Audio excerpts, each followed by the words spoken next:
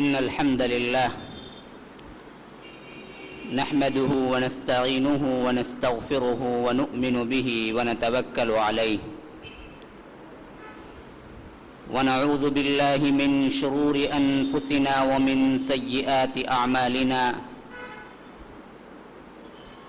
من يهده الله فلا مضل له ومن يضلل فلا هادي له وأشهد أن لا إله إلا الله وحده لا شريك له وأشهد أن محمدًا عبده ورسوله أما بعد وإذا سألك عبادي عني فإني قريب أجيب دعوة الداع إذا دعاني فليستجيبوا لي وليؤمنوا بي لعلهم يرشدون اللهم أرنا الحق حقا وارزقنا اتباعه وأرنا الباطل باطلا وارزقنا اجتنابه اللهم علمنا ما ينفعنا وانفعنا بما علمتنا وارزقنا علما رب اشرح لي صدري ويسر لي أمري واحلل عقدة من لساني يفقه قولي اللهم لك الحمد أنت نور السماوات والأرض ومن فيهن ولك الحمد أنت قيوم السماوات والأرض ومن فيهن ولك الحمد أنت ملك السماوات والأرض ومن فيهن ولك الحمد أنت الحق ووعدك الحق وقولك حق ولقاؤك حق والجنة حق والنار حق والساعة حق والنبيون حق ومحمد صلى الله عليه وسلم حق اللهم بك أسلمنا وبك آمنا وعليك توكلنا وبك خاصمنا فاغفر لنا ما قدمنا وما أخرنا وما أسررنا وما أعلنا وما أنت أعلم به منا أنت المقدم وأنت المؤخر لا إله إلا أنت لا إله إلا أنت سبحانك إنا كنا من الظالمين لا إله إلا أنت سبحانك إنا كنا من الظالمين لا إله إلا أنت سبحانك إنا كنا من الظالمين لا إله إلا الله الحليم الكريم سبحان الله رب العرش العظيم والحمد لله رب العالمين برادران اسلام، واجب الاحترام بزرگوں، دوستوں اور عزیز ساتھیوں، لائق احترام ماؤں اور بہنوں، 10 کلمات خیر الخلائق کے اس عنوان کے تحت اللہ کے رسول صلی اللہ علیہ وسلم کی وہ احادیث جو احادیث قدسیہ کے نام سے مشہور ہیں، جو اللہ کے رسول صلی اللہ علیہ وسلم کے الفاظ ہیں اور اللہ تبارک عز و جل کے معانی ہیں، جس کو اللہ کے رسول صلی اللہ علیہ وسلم اپنے رب سے روایت کرتے ہیں۔ ہم نے جو حدیث درس میں شامل کی ہے وہ حضرت ابو ذر غفاری روایت کرتے ہیں، جس کو امام مسلم نے اپنی کتاب میں درج کیا ہے، امام مالک نے اپنی کتاب موطا میں درج کیا ہے، مستدرک حاکم میں درج ہے۔ اللہ تعالی اللہ کے رسول صلی اللہ علیہ وسلم روایت کرتے ہیں کہ فرمایا، یا عبادی، اے میرے بندوں، انی حرمت الظلم علی نفسی فجعلتہ بینکم محرما فلا تظالموا، میں نے اپنے نفس پہ ظلم کو حرام قرار دیا ہے، لہذا تم بھی آپس میں ایک دوسرے پہ ظلم مت کرو۔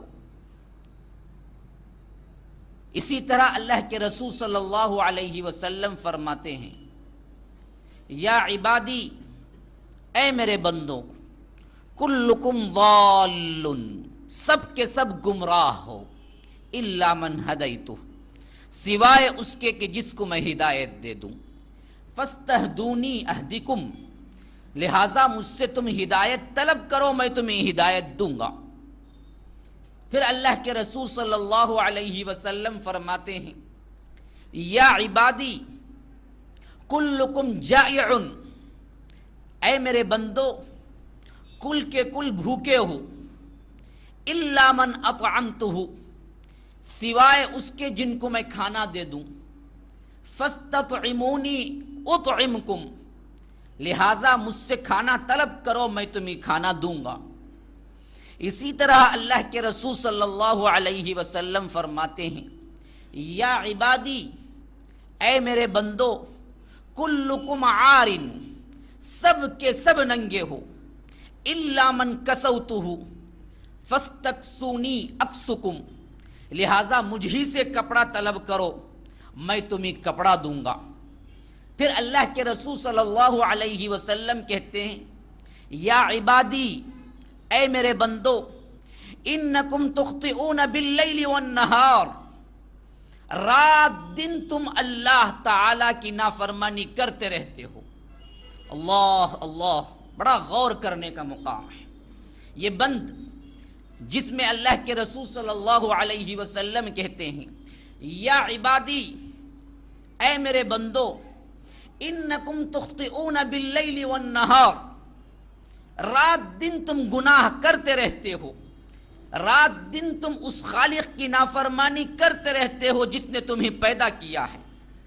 حالانکہ پھر بھی خطاب خالق یہی کر رہا ہے کہ اے میرے بندو، یہاں خطاب یہ نہیں کیا کہ اے نافرمانو، یہاں خطاب یہ نہیں کیا کہ میں منتقم ہوں، یہاں خطاب یہ نہیں کیا کہ لوگوں دیکھو تم میری سزا سے بچ نہیں سکتے، بلکہ خطاب ہے یا عبادی، اے میرے بندو انکم تخطئون باللیل والنہار، رات دن تم گناہ کرتے رہتے ہو، فاستغفرونی، لہٰذا مجھ سے استغفار مانگو، مجھ سے مغفرت مانگو، اغفر لکم، میں تمہارے لیے مغفرت کروں گا، میں تمہارے گناہوں کو معاف کروں گا۔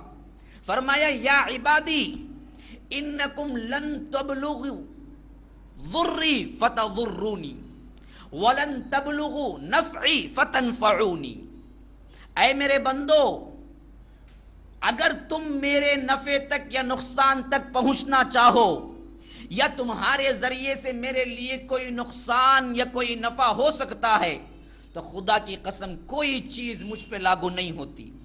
اِنَّكُمْ لَن تَبْلُغُوا ضَرِّي فَتَضُرُّونِي یا ضُرِّي فَتَضُرُّونِي، تم میرے نقصان تک رسائی حاصل ہی نہیں کر سکتے۔ اور اسی طرح وَلَن تَنْفَعُوا نَفْعِي فَتَنْفَعُونِي، اسی طرح یاد رکھو وَلَن تَبْلُغُوا نَفْعِي فَتَنْفَعُونِي، اور تم میرے لیے کسی نفع تک رسائی حاصل کر سکتے ہو تو نہیں، کوئی نفع تم سے مجھے نہیں ہے۔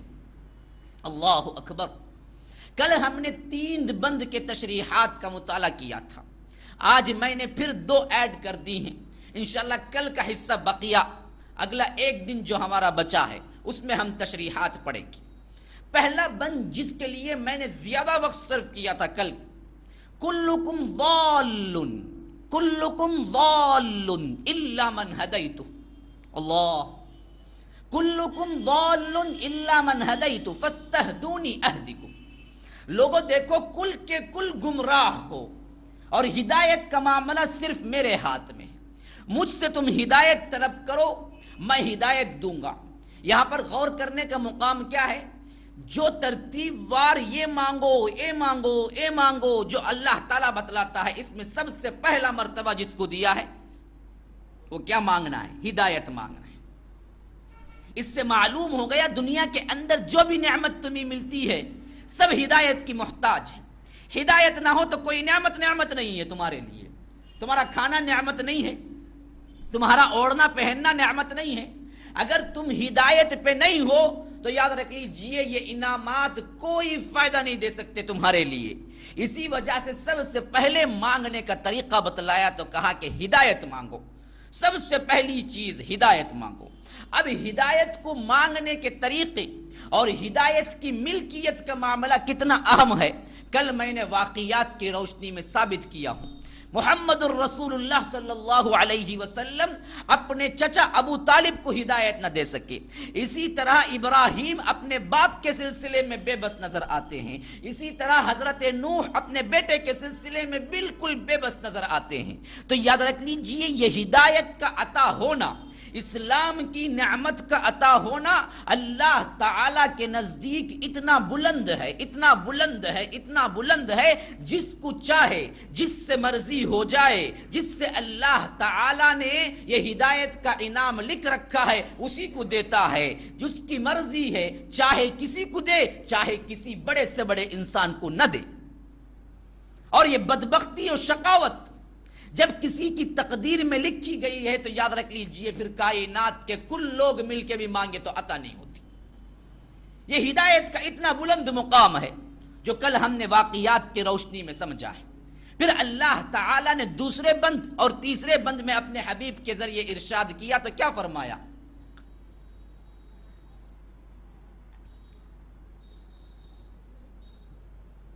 کلکم جائع کلکم عاری،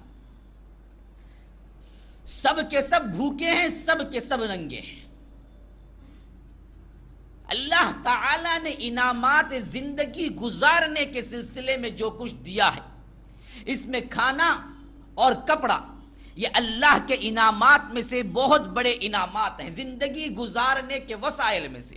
اور اسی طرح یاد رکھ لیجئے اللہ تعالی سے بعینہ ہی جس طرح آپ اپنے لیے ہدایت طلب کرتے ہیں، اسی طرح کا معاملہ تمہارے رزق کا بھی ہے، بعینہ ہی اسی طرح کا معاملہ تمہارے بھوک کا بھی ہے، کھانے کا بھی ہے، کپڑے کا بھی ہے۔ کیوں؟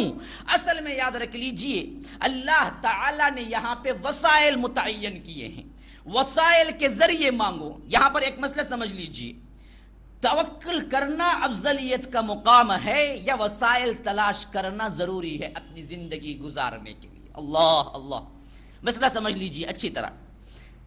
انسان اپنی زندگی گزارنے کے لیے دعا کے ذریعے صرف توکل کرنا ضروری ہے یا نہیں؟ اپنی زندگی میں یہ کپڑا اور اس کھانے کے لیے جد و جہد کرنا ضروری ہے؟ کیا چیز شریعت میں ہے؟ کیا چیز افضلیت کا مقام ہے؟ انسان کمائے، انسان تجارت کرے، انسان نوکری کرے، انسان اس کے ذریعے مانگے کھانا اور پینا، یا انسان کلی طور پر دنیا کو چھوڑ دے، کلی طور پر اس اسباب کو چھوڑ دے اور اللہ سے دعا کرتے رہے کہ مجھے کھانا دے اور مجھے کپڑا دے؟ کیا اصح ہے؟ کیا فضیلت والا عمل ہے؟ کیا شریعت نے جائز کیا ہے؟ یاد رکھ لیجئے توکل کا مطلب کیا ہے؟ اسباب کے اختیار کرتے ہوئے اللہ تعالی سے دعا کرنا ہے۔ توکل کا مطلب یہ نہیں کہ اسباب کو کلی طور پر چھوڑ دی جائے۔ مثلا سمجھیے کہ کوئی دعا کرتا ہے اے اللہ مجھے نیک صالح اولاد دے، اے اللہ مجھے نیک صالح اولاد دے، لیکن شادی ہی نہیں کیا تو کیا دے؟ آپ کے پیٹ میں دے دے بچہ؟ کہاں دے؟ کہاں دے؟ کیسے مانگیں گے؟ اسباب کا اختیار کرنا اشعث ضروری ہے۔ یاد رکھ لیجئے اس معاملے میں توکل پہ کوئی نفی نہیں ہوتی۔ جو لوگ سمجھتے ہیں کہ توکل کے لیے کیا اسباب کو اختیار نہیں کرتے ہیں یا اسباب کو چھوڑ دینا چاہتے ہیں اور بہانہ بناتے ہیں کہ دیکھو جی تقدیر میں ہے تو مل جائے گا، نہیں، اللہ کے رسول صلی اللہ علیہ وسلم نے ہمیں جو طریقہ کار بتلایا ہے، فرمایا کہ اونٹ کو باندھ کے رکھو پھر اللہ پہ توکل رکھو۔ یہ نہیں کہ آپ شتر بے مہار چھوڑ دیں اونٹ کو اور کہیں کہ دیکھو جی ہمیں اللہ پہ توکل ہے بڑا، نہیں نہیں نہیں نہیں، یہ غلط توکل ہے۔ توکل کیا ہے؟ باندھ کے رکھو، اسباب مہیا کرو۔ ہاں اس کے بعد کل توکل تو وہ باندھنے پہ نہیں ہے۔ بھائی سامنے آ جائیں، یہاں پر بھی کچھ جگہ ہے دیکھیے تاکہ آنے والوں کو کیا ہے تکلیف نہ ہو۔ تو اصل مسئلہ کیا ہے اس مسئلے میں؟